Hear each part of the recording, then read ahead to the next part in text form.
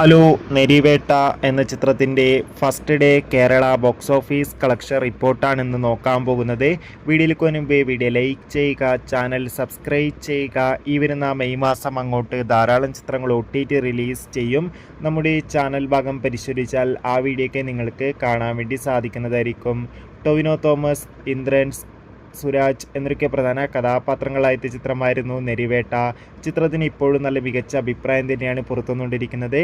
അതുകൊണ്ട് തന്നെ ഏവരുമേറെ ആകാംക്ഷയോടെയാണ് നെരിവേട്ട എന്ന ചിത്രത്തിൻ്റെ ഓരോ ദിവസത്തെ ഓരോ കളക്ഷൻ റിപ്പോർട്ടും അറിയാൻ വേണ്ടി കാത്തിരിക്കുന്നത്.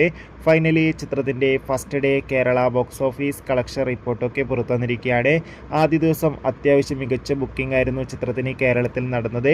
അതുകൊണ്ട് തന്നെ 2 കോടിക്കടുത്ത് വരെ ആദ്യ ദിനം കേരള ബോക്സ് ഓഫീസ് കളക്ഷൻ നേടിയെടുക്കാൻ വേണ്ടി സാധിക്കുമെന്നാണ് ട്രാക്കിംഗ് റിപ്പോർട്ടുകൾ സൂചിപ്പിക്കുന്നത്. കാത്തിരിക്കാം കൂടുതൽ ബോക്സ് ഓഫീസ് കളക്ഷൻ റിപ്പോർട്ടിനായി. ബൈ.